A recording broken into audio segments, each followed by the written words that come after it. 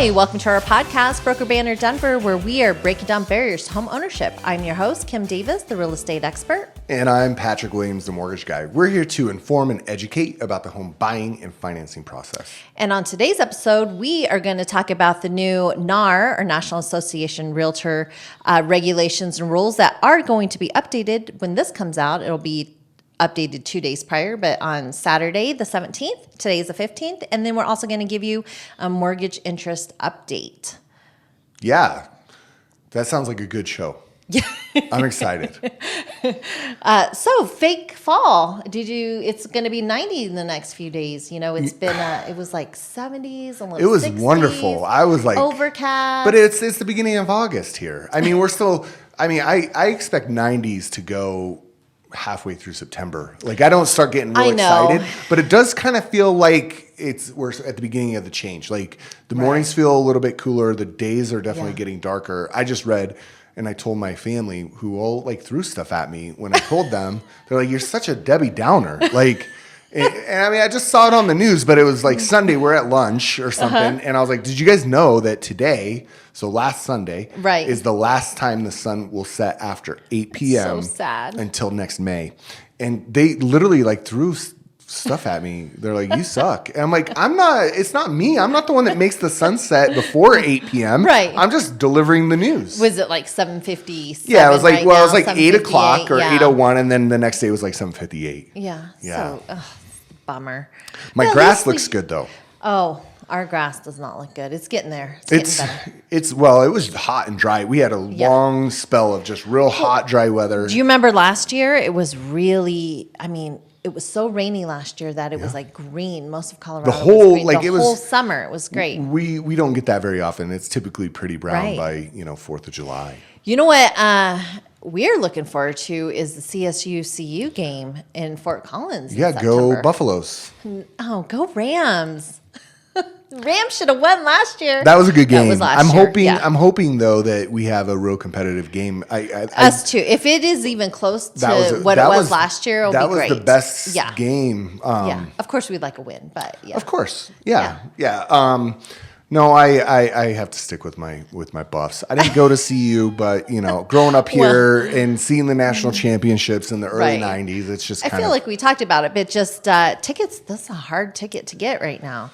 Well, CSU, I think CU, it used to be at Mile Higher. Used to be at Mile Power High, Field, and so it was a huge stadium, and now they decided to do it at CSU and at CU. Yeah. So those are smaller stadiums. But they're only doing it for, I believe, it's 4 years, and they take time off again, and then they go back on, is my understanding. So there was a couple years where they didn't do it. They say there's no upside for CU to play CSU. No, there really isn't. And to be honest with you, but for Denver, for the people it's who fun. went It's a fun, but CSU, I don't think you can consider it a rivalry. Like in the grand scheme of college football, nobody cares about CU, CSU. It's not like the state does. I know, but it's not like I just think of some of these rivalries, like anything in the SEC, Michigan, Ohio State, or anything in the SEC. Okay, well. This is Florida, the Midwest. Florida State. No one cares about college football. I lived in Florida for a short period of my life. It was too long, but I was there, and I did not realize how serious like college football is down there. And my buddy went into a bar called Gators, wearing a Florida State Seminoles hat.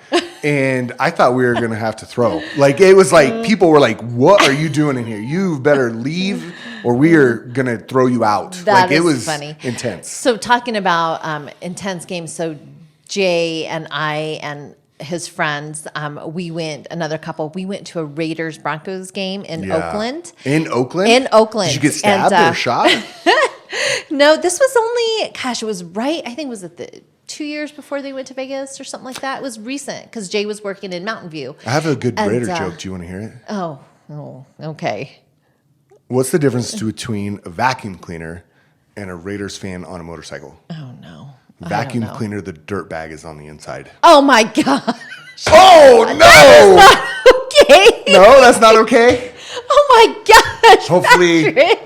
Is that not okay to tell that joke? No. I think it's a good one. I think it's good. If you know anything about the Oakland Raiders or now the Las Vegas Raiders and the Denver Broncos, it's a pretty intense rivalry. It is an intense rivalry. So anyways, we went to Oakland. I'm moving along. And it was funny because the fans were actually pretty nice. Like they would walk up to us. We were in the beer line, and they're like, "Oh," someone was like, "Oh, girl, what are you doing? You can't wear that jersey." Like you're gonna get stabbed. And I was like, "No, it's okay. Everyone's nice." And they bought us beers. Bought my husband and I beers, Wow, that's and we did that twice. And we never paid for a single beer while we were there. And then Broncos did lose that game. That's because everybody was expecting you to be stabbed. That's right. why. And so I was I love the Broncos, but I was a little bit okay because walking out, it was a lot easier to walk out of that stadium. And Since you lost. Since we lost. Yeah, it would have been a little scarier maybe. And as you get further into the game, the more beverages people have. I wonder Vegas, right? So now that they're in Vegas. It's like, is that fan base as passionate as they were in Oakland? Or, I think there's still a lot of California fans that are just Raiders go to fans Vegas. that just go to Vegas. Yeah. I mean, that's but I also think Vegas, the a big part of whoever, the visiting team usually has a pretty significant fan base there, because who doesn't want to go to Vegas for the weekend and see a football game? We're going in December for my daughter's 21st birthday. Whoop, whoop. Yeah, you guys should come. That'll be fun. I'm not a Vegas guy. But that sounds like a good trip. I can always do 2 nights in Vegas. Maybe it was because the last time you went, you were deathly sick, and it was right before COVID hit. I think I was patient zero. 40th birthday? I think I might have been patient zero. Was that your 40th? It was 40. Yeah, it was my 40th birthday. Group of friends. Into February 2020. So, very into February. So it was right before everything happened. And yeah, on my 40th birthday in Vegas, I spent the entire day in bed. We had a Cirque show ticket later that night. I pulled myself out of bed and went to that. But I was horrible. I remember we're walking in. It was February, and you're like, "It's so cold." It is colder in Vegas in February. But so here's what happened. We went out the night before. I think we went to Fremont. Not everybody made it. Yes, but we went to Fremont, Your wife did make it. The whole day, that next day, everybody's like, "Well, this is what a hangover feels like at 40. Yes, get used to it." And I'm like, "This is not a hangover." I literally would go stand under heaters, and I had a sweater on. And I'm still had the chills. You guys were giving me such a hard time that I was just hungover. I don't think we had COVID though, because I got it that October. So yeah. No, when we tested, it wasn't COVID, but it was it was bad. It was worse than COVID. I felt terrible. It was the flu. Yeah. It took a couple weeks for me to recover. It was so funny because your wife had just finished a shift. She's a nurse, so she'd finished a shift. She finished a couple shifts, and she was working nights at the time. And there was 3 couples, and then so Patrick and I are ready to party, so we sit next to each other on the plane. We got after it. We got after it on the plane. Yes, we did. Yeah. But you also got me sick. Well, I didn't know at the time that I was sick when I flew. Spitting on me when we were drinking. Anyway, that was a fun flight, though. It was a fun flight. Such a fun flight that Kim had to call out for the rest of the night. She didn't even make it. She's like, I guess I'm just going to go sleep this off. So if the friend group comes in December for my daughter's birthday, I'm sure we'll have fun things to talk about. Yeah, maybe Vegas Polo will show back up. Yes, love Vegas Polo. So, okay. Anyways, I digress. Let's talk about NAR. So we've been talking about the it National Association of Realtors. So there's the settlement is finally kicking in, and it starts in Colorado. I hear some places it starts today, the 15th, but in Colorado it starts Saturday. We are having changes in our contract. Lot of changes, right? Yes. So it's different for us as realtors that there's going to be a change in a contract in the middle of the year. So because usually they're revised effective Jan 1. Right. If there's any revisions. Right. Yeah. Exactly. So to have it at August 17th is weird. So what kind of changes are we looking at? So there are just more changes once again for buyers. I've been seeing some, TikToks and Instagram on, actually false news of the Today Show did they did a segment on what the new rules meant and had it completely wrong as a realtor. They had a expert who is not a real estate broker, I think a financial expert, who talked about it on the morning of yesterday morning, which was the 14th. That's funny. Somebody else mentioned that same thing to me this morning. Oh, really? Yeah. Yeah, we had a big company-wide meeting and they played it for us yesterday. And so just, getting all of us as realtors ready, real estate brokers ready for, but yeah, they had said how it was going to bring commissions down and how it was going to be great for, sellers. I think that as things play out, as we always say, we'll see what changes are made, but we don't, as an industry, think that it's going to affect realtors as much as people are making it sound, because really in the end, people still need to move. You still need professional, counseling or professional advice on how to move forward.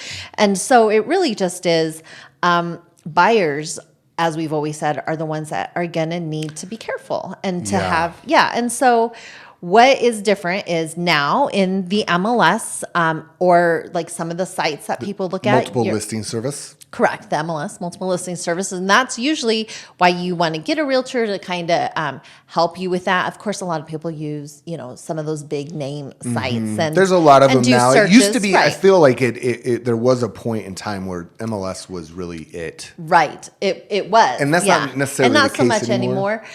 But what will happen is they will not advertise like, hey, as a listing broker, am I going to pay for you, the buyer, your buyer's agent, right? Right. And so you used to be able to put what that would be, right? Like 2.5%, 2 point whatever. In the MLS, it would be on, Zillow or anything like that. So, right. So how does that affect the public? It doesn't affect the public as far as like looking for it online, but how it affects is, let's say, I, as your buyer's agent, go and show you a house.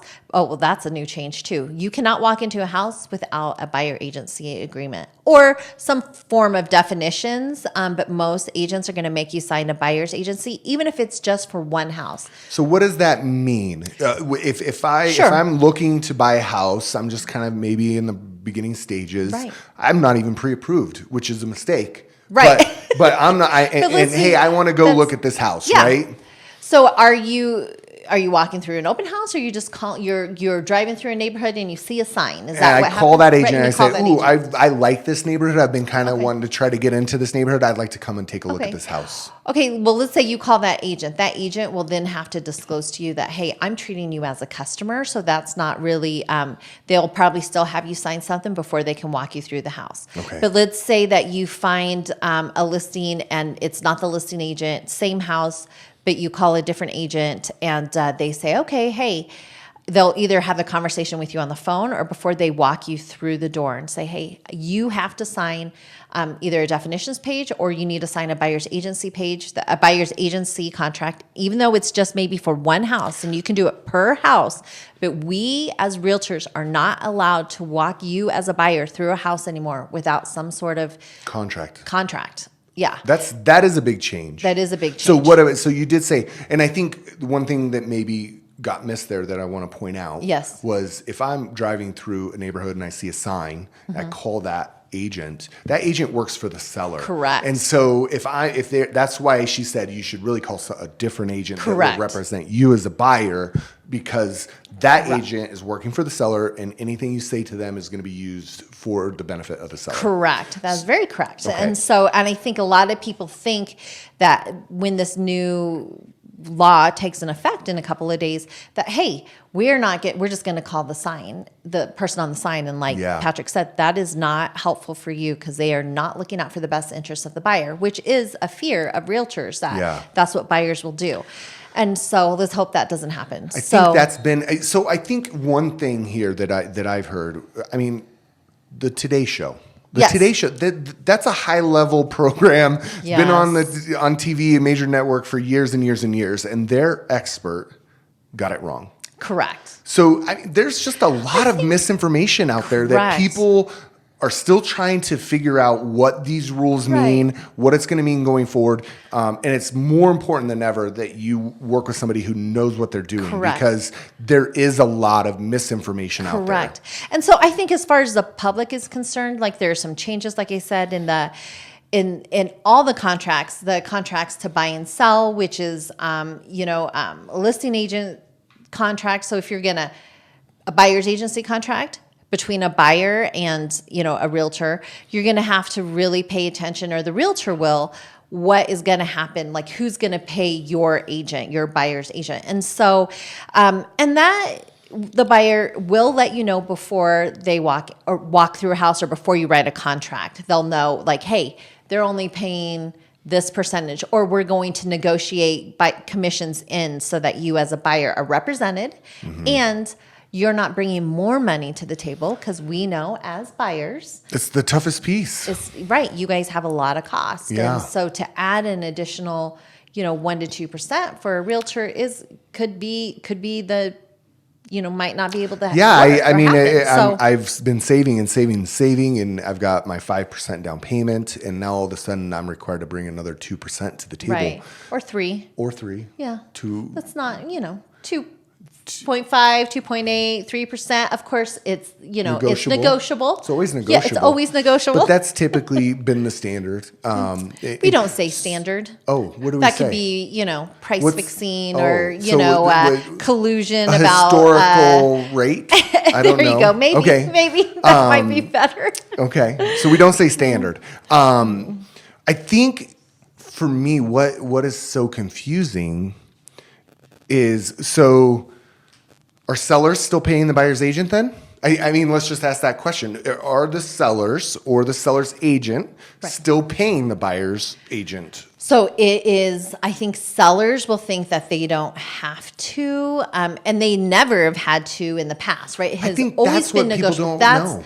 Yes. And so what it is that it probably ends up being another thing to negotiate in for a seller. Okay. And so I'm going to tell my sellers that, hey, it's something like 80%, 89 or 85% of people use a real estate broker. So if you're not paying a commission, all you're doing as a seller is you're making that pool of buyers less. So you're going to go after the 15% versus the 80, let's just call it 85%, right? Who are not willing to pay. Who don't want to pay. So what does that happen? So we used to have we have some discount brokers here in the Denver metro area, and they try to do things, we're not going to name names, but they would do things like, hey, I'm going to sell my $1 million house over here, but I'm only going to offer a $1,500 commission. And so, I personally would always walk my clients through there and just say, hey, just let you know, because of the buyer's agency contract that we signed, that if the seller does not pay me, you are required to, pay for my commissions for my work. Because, love to help people, but also this is a living as a realtor, right? And we need to make a living too. And so we would just say, hey, some clients wouldn't want to walk through, some would walk through. And if we wrote offers on that particular company, we would have to negotiate it in, and their listings sold for less money and took longer to sell, because a lot of realtors wouldn't walk their clients through there. That was the basis of the suit. Correct? Is that like, because I have to list what I'm offering, buyer's agents are filtering through the listings, and anything that doesn't pay the commission, they're not even going to show their buyers. Yeah, which is a shame that some realtors, I would say, did do that. I never did that, because I was like, hey, if you want this house, we're going to go buy it, and we'll figure out how. Well, because you have the best interest of your client in mind. And so but even though there are some, let's just be honest, there are some people that wouldn't even walk you through, or say, nope, sorry, we're not going to walk through there, not educate their clients on it. So really the positive part about this is that there's going to be so much more education for both sellers and buyers, because as professional realtors, like not people who do this part-time, people who are in the business, they're going to have great conversations with buyers and sellers, just explaining like, hey, this is how commissions are, this is how they work, and they have always worked this way. So this is not a change, it's a change in MLS, it's a change in contracts, but really as a business, it's the same. And I think if that makes sense. is the misconception that's out there. Is it just seems to some of the people that I talk to, they think everything is changing, and it really isn't that everything is changing. It's that some things are just not going to be able to be disclosed up front, and Correct. the agreement has to be signed up front. I think maybe a little bit more negotiations, maybe a little bit harder for a buyer, or hey, when you used to have a buyer's agent, 99% of the time the seller was paying, to where now we're going to have a bigger conversation. We're going to have to talk to, sellers about it. And it'll be, I think it's gonna be, but what industry doesn't change, right? I mean, there's always change. Yep. We're always changing. The 20 years that I've been in the mortgage industry, we've had multiple major significant changes in our industry. In 2000 with Frank Dodd. Yes. And then we've had so many different regulations that have come out changing the entire industry. And some have been good and some have not been that great, to be honest with you. But we always have to change and evolve and figure it out. And what's going to happen as a result, I think of this, is the people who know what they're doing, who are experts in their field, are going to rise to the top. Absolutely. And the people who do it on the side, or people who, maybe sell a couple homes or buy a couple homes a year, are probably not going to make it. It's going to, and change is good, right? Good or bad, change is needed. We're going to just ride this out and we'll see. We'll talk about this in 5 years, or it's going to be nothing in 5 years, right? It'll Big be news interesting now. But so we'll see. So just, of course, any questions that you guys may have, you can feel free to contact us, and I'm happy to answer them. My phone number's on, 303-882-0888. But if there's any quick questions, I'm happy to answer. Well, thank you for helping clarify that. Now that we are finally, I know we've been talking about this for a really long time. I know, And so we're finally January, February. I think the majority of it all came down in March. I think there was a couple people that settled early. Right. I think Remax was one of them. But then everything kind of everybody thought it was just going to be thrown out, and then all of a sudden it was like, oh no, it was different. And I want to say that took place in March. Right. But the positive thing is this: someone who knows, right, whether you agree or not, is thinking about the public and trying to make it better for them. And so we'll see if it ends up being better. Hopefully it is. We always want to protect the public and people who are not in the industry. And so let's just, have some patience with us. And, I don't think it's going to be that big of a change, honestly, but I've already had these conversations with clients for years. And so for me, as someone who, discloses and leans into conversations about money, that's where things can get sticky. I think it's sticky with family, it's sticky with friends, it's sticky, so you just want to make sure that you're pretty open about conversations about, commissions and money. And the different, I think maybe the one positive that I see, and just kind of what you said there, is that you're setting expectations up front. You're having those conversations up front instead of maybe after the fact. And so that's always a better way to do things, right? Yes, so 100%. I know you and I talk about setting proper expectations a lot. And so we just want to know, we want everyone to know it's a complicated transaction. Right. This is what you can expect. This is what things are going to look like. And just hearing those things and preparing yourself mentally, it's a big win. And what some people may think is that realtors do more than just open a door, right? That is the easiest part of the job, opening a door, walking you through the house. That is, if that's all that your realtor's doing, then maybe they shouldn't get paid some of the percentages. But realtors do more than just open a door. So I will vouch that a successful realtor, not all realtors, but a successful realtor, the ones that I know personally, are some of the hardest working people that I know. And you're not just talking about me. You work with many. Right. I have realtors. A lot of realtors that I work with. Yeah. And the ones who are at the top of their game and do very well for themselves. Right. They bust their humps. Because there are people who some say, hey, we'll just get a lawyer. I'm like, okay, just get a lawyer. Yeah. And all that lawyer will do is help you with contracts. Lawyers do not help you walk you through inspection, appraisals, mortgage lending. Right. They're like, hey, I'll write this contract and it's going to cost X amount. It might be a flat fee, but that's it. Everything else is on you. And I'll tell you what, inspections aren't fun. So inspections are the toughest part of the transaction. I typically am like, well, when's the inspection? Right. And then once we get through that piece, I'm like, okay. Yeah. And then you can deal with the mortgage side, which is a whole bunch of stuff. And So anyways. No, so I will say that. And I know there is that misconception. And I do think, to be honest with you, there is a little bit of people think that. And maybe that was the case when in 2021, when the market was just going gangbusters. And there were a lot of those folks that jumped into the market, took advantage of that period. We're not in that market anymore. Oh, no. Yeah. No. Hopefully we'll see it come September. Well, why don't we talk about interest rates then? Yeah, interest rates. So, I mean, they're not going. Well, you had said prior that. Where did we leave off last week? Yeah, that you are seeing numbers kind of reflect the upcoming mortgage drop. So, Correct. how are things going now? Yeah, so we had last week was good, right? We talked all about that last week. Right. This week we had CPI come out yesterday, which was at expectations slightly below. Consumer Price Index, right? Correct. Okay. Yes, which includes basically everything, including gas and rent. The Fed doesn't love that one as much because those two are really volatile. Right.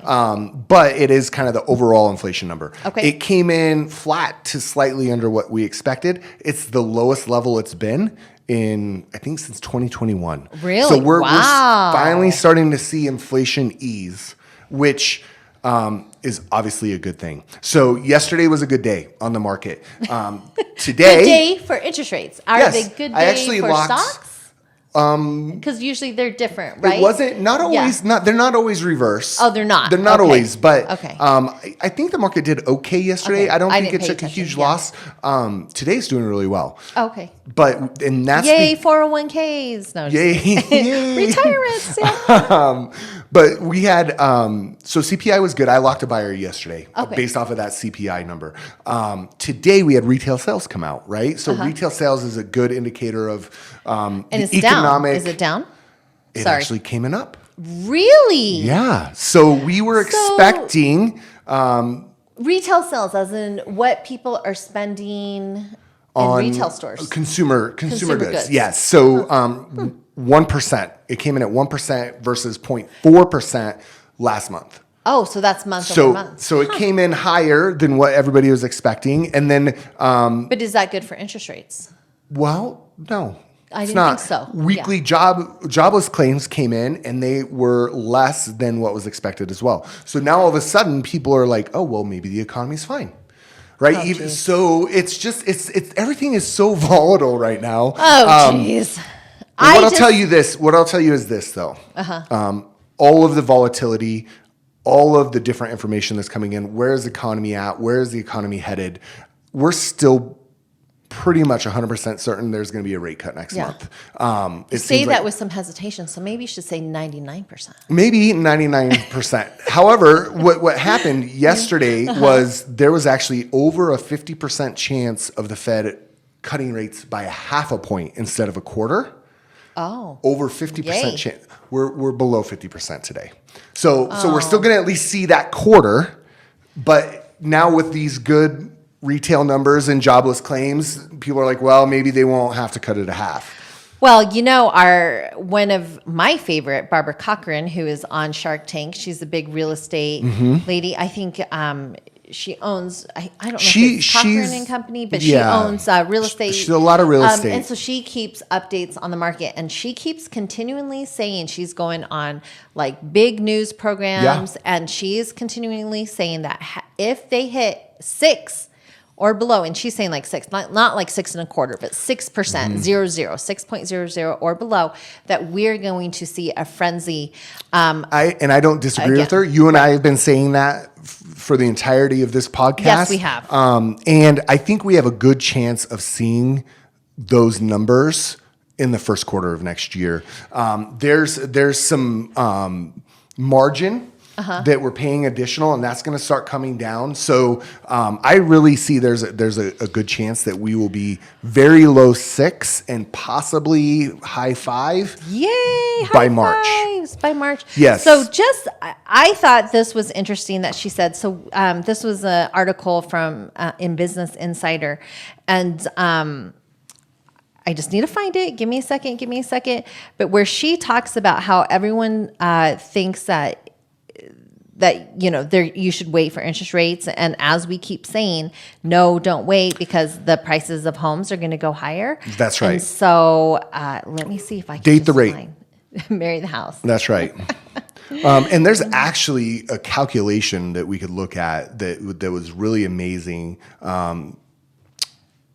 Barry Habib is his name, from MBS Highway. Yeah. I was a part of his webinar yesterday, and he was actually talking about interest rates and margins, and that's where I get some of my information. But he actually spelled out exactly what the cost of waiting was. Yes, which I've I thought seen was that amazing. before. Yeah. So I guess it wasn't that big of a quote, but she says you need one more point to bring everybody out into the market, and what's going to happen is you're going to pay more for a house. Right. That's exactly right. And Yep. that's what we've been saying is, if you can go ahead and get into the market today, Yes.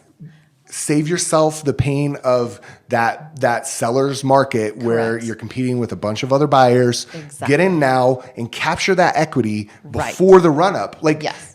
I've never heard somebody say, I wish I had waited to buy. Like the majority of the time, everybody Right. looks back, right? In Right. 2020, before COVID, man, if I had gotten into the market then, right? Like, Well, everyone thought we were done. We bought in 19. We bought kind of high. I went for a house, and man, that sucker turned around and doubled. I happened to buy in 19 as well. Yeah. Mm-hmm. See, we're smart. We are smart. Hey, didn't you say that you had a article on the National Association of Builders, National Association of Home Builders? They have an housing market index, Yes. and obviously it's for new construction, but there's a lot Right. Up until recently, new construction was making up a significant portion Right. of our market, especially here in Denver, because the supply was so low. So people were opting to go with a builder, Correct. build their home brand new. The only problem with that is that you're typically relegated to the outskirts Yes. of the metro area, Yes. right, where you continue to build out. So we were seeing a lot of that, but this number is actually dropping, surprisingly. So, Well, I think it's dropping more because it's harder for builders to get permits, but it's still an issue. They are not building fast enough for the population growth that we are having in they're the not. Denver metro area. So No, they're that not. is part of the reason why Denver has such a high housing median price point, is because Well, it's we simple just don't- supply demand, right? Supply and demand. We don't Yeah. have enough supply. So the index, it's a numerical value. 50 is typically like a good to balanced market. They were expected to come in at 43. Came in at 39. So sentiment, it sounds like is kind of dropping when it comes to home builders. But I think this is all a product of these high interest rates that we've been dealing with over the last 2 years. And so longer. if you are interested in buying a house and you continue to listen to us, you're going to continue to hear us say interest rates until I mean, September. And hopefully in September, we're going to be like celebrating that interest maybe rates we are bring down. some champagne. I mean, the first Fed cut, I feel like we've been waiting for so long. We talked about it. We were talking about it last fall. Remember, Jay, we were like, oh, come September. Or no, what did we say? It was like March. It was March. Everybody was like we're gonna six get rate cuts. 5% 6 in rate March. cuts in 2024. Everything's going to be great. And here we are. It's August. Almost September. We're halfway through August. We still have not seen a rate cut 8 to 10 months later. I mean, and if you're not buying a house, who cares? Who Right? cares? I mean, Yeah, you know what who though? cares? It doesn't. It's not just homes though. It's your car loan. It's your HELOC. Your HELOC. Yes. I've heard your so credit many cards. people- Your Yes. credit cards. I mean, Yes, the average that's interest true. rate on credit cards is over 20%. Yeah, that's crazy. 20% interest. I know that HELOCs are usually on variable, and so They are. everyone is talking about how their HELOCs have gone up incredibly. So you're right. I'm sorry. Yes. It does. It's Right. not It just does- houses. it's not just houses. It's how It's- much it costs to borrow money in Correct. general. And from what we're hearing, there's a lot of relief. debt out there. And we hope that you continue to have jobs. I know they're separate, but we, of course, want, we hope that people are doing okay. And we know that with inflation, it's been hard. Groceries have been hard. And so, we're hoping for some relief. It's no joke out there. Yeah. Groceries are expensive. I went to the store and I bought just like for one dinner, it was literally like one bag. That you pay 10 cents for? No, because I brought my reusable. I actually remembered them. And I have reusable It was bag. like $65. Did you bring your Kim Davis Remax Professionals? I don't have one of grocery those. bag? What? We just did concert in the park, and I had like. But everybody else was taking them. I had tons. I still have tons. Well, Okay, give me one. give you some. I'll bring my mortgage company shopping bag, and I'll bring my Remax professional shopping bag next time I go to the grocery store. All right, I think we're done. All right.